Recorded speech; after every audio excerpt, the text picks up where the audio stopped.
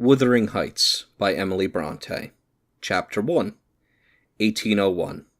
I have just returned from a visit to my landlord, the solitary neighbor that I shall be troubled with. This is certainly a beautiful country. In all England, I do not believe that I could have fixed on a situation so completely removed from the stir of society.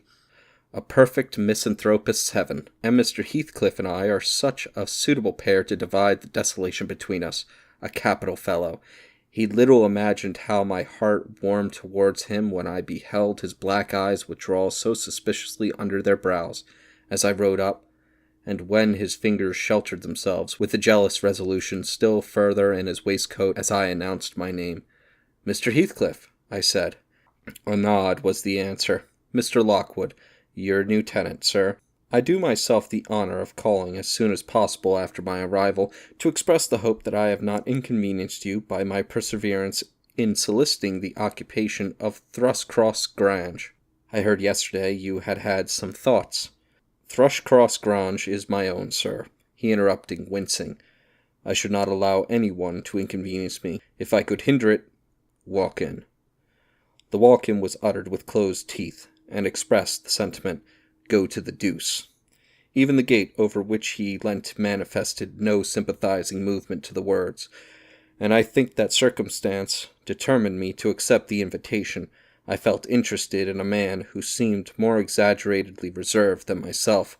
When he saw my horse's breast fairly pushing the barrier, he did put out his hand to unchain it, and then suddenly preceded me up the causeway, calling, as we entered the court, "Joseph, take Mr. Lockwood's horse, and bring up some wine."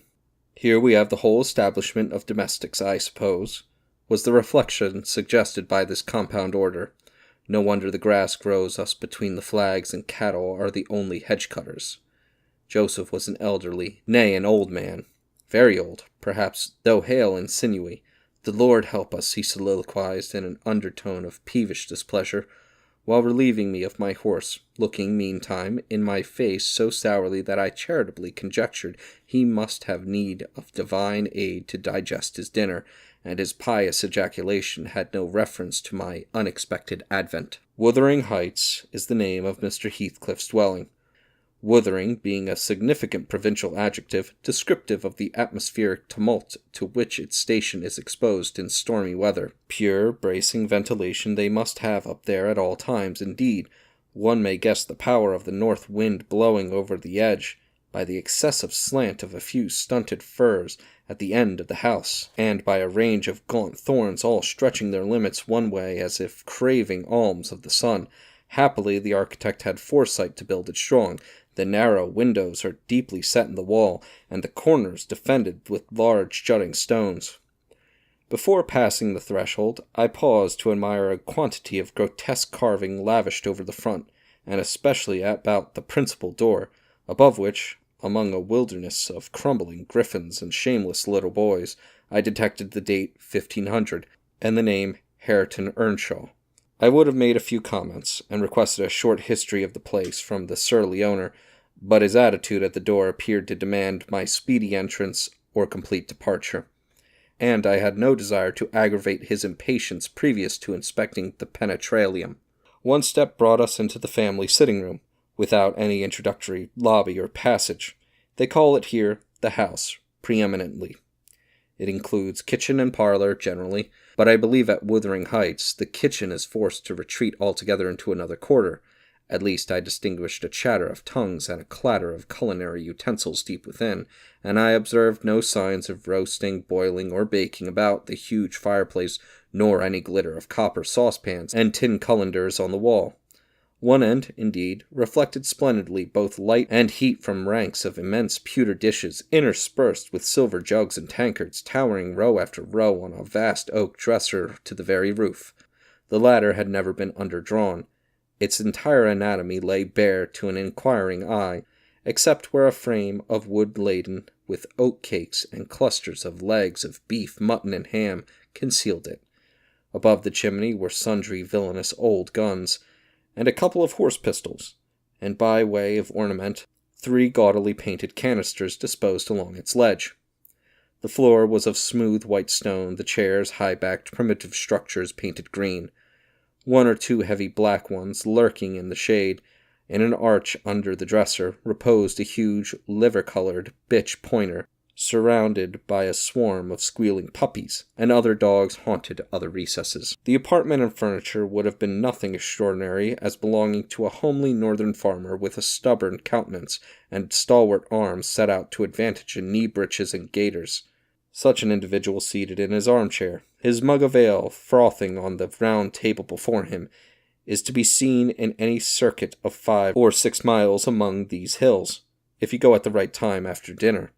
But Mr. Heathcliff forms a singular contrast to his abode and style of living. He is a dark-skinned gypsy in aspect, in dress and manners a gentleman, that is, as much a gentleman as many a country squire, rather slovenly perhaps, yet not looking amiss with his negligence, because he has an erect and handsome figure, and rather morose. Possibly some people might suspect him of a degree of underbred pride. I have a sympathetic chord within that tells me it is nothing of the sort. I know by instinct his reserve springs from an aversion to showy displays of feeling, to manifestations of mutual kindliness. He'll love and hate equally under cover, and esteem it a species of impertinence to be loved or hated again. No, I'm running on too fast. I bestow my attributes over liberally on him. Mr. Heathcliff may have entirely dissimilar reasons for keeping his hands out of the way when he meets a would-be acquaintance, to those which actuate me. Let me hope my constitution is almost peculiar. My dear mother used to say I should never have a comfortable home, and only last summer I proved myself perfectly unworthy of one. While enjoying a month of fine weather at the sea-coast, I was thrown into the company of a most fascinating creature, a real goddess in my eyes, as long as she took no notice of me. I never told my love vocally. Still, if looks have luggage, the merest idiot might have guessed I was over head and ears. She understood me at last, and looked a return, the sweetest of all imaginable looks. And what did I do? I confess it with shame, shrunk icily into myself like a snail, at every glance retired colder and farther, till finally the poor innocent was led to doubt her own senses, and, overwhelmed with confusion at her supposed mistake, persuaded her mamma to decamp. By this curious turn of disposition I have gained the reputation of deliberate heartlessness. How undeserved, I alone can appreciate. I took a seat at the end of the hearthstone opposite that towards which my landlord advanced, and filled up an interval of silence by attempting to caress the canine mother, who had left her nursery and was sneaking wolfishly to the back of my legs, her lip curled up, and her white teeth watering for a snatch. My caress provoked a long, guttural snarl. "You'd better let that dog alone," growled Heathcliff in unison, checking fiercer demonstrations with a punch of his foot. "She's not accustomed to be spoiled, not kept for a pet." Then, striding to a side door, he shouted again, "Joseph!" Joseph mumbled indistinctly in the depths of the cellar, but gave no intimation of ascending. So his master dived down to him, leaving me vis-a-vis the ruffianly bitch and a pair of grim shaggy sheepdogs, who shared with her a jealous guardianship over all my movements. Not anxious to come in contact with their fangs, I sat still. But imagining they would scarcely understand tacit insults, I unfortunately indulged in winking and making faces at the trio, and some turn of my physiognomy so irritated Madame that she suddenly broke into a fury and leapt on my knees. I flung her back, and hastened to interpose the table between us. This proceeding roused the whole hive. 6 4-footed fiends of various sizes and ages issued from hidden dens to the common center. I felt my heels and coat-laps peculiar subjects of assault, and parrying off the larger combatants as effectually as I could with the poker, I was constrained to demand, aloud, assistance from some of the household in re-establishing peace. Mr. Heathcliff and his man climbed the cellar steps with vexatious phlegm. I don't think they moved 1 second faster than usual, though the hearth was an absolute tempest of worrying and yelping. Happily, an inhabitant of the kitchen made more dispatch. A lusty dame, with tucked-up gown, bare arms, and fire-flushed cheeks, rushed into the midst of us flourishing a frying-pan, and used that weapon and her tongue to such purpose that the storm subsided magically, and she only remained, heaving like a sea after a high wind, when her master entered on the scene. "What the devil is the matter?" he asked, eyeing me in a manner that I could ill endure after this inhospitable treatment. "What the devil, indeed?" I muttered. "The herd of possessed swine could have had no worse spirits in them than those animals of yours, sir. You might as well leave a stranger with a brood of tigers." "They won't meddle with persons who touch nothing," he remarked, putting the bottle before me, and restoring the displaced table. "The dogs do right to be vigilant. Take a glass of wine?" "No, thank you. Not bitten, are you?" "If I had been, I would have set my signet on the biter." Heathcliff's countenance relaxed into a grin. "Come, come," he said. "You are flurried, Mr. Lockwood. Here, take a little wine. Guests are so exceedingly rare in this house that I and my dogs, I am willing to own, hardly know how to receive them. Your health, sir." I bowed and returned the pledge, beginning to perceive that it would be foolish to sit sulkingly for the misbehavior of a pack of curs. Besides, I felt loath to yield the fellow further amusement at my expense.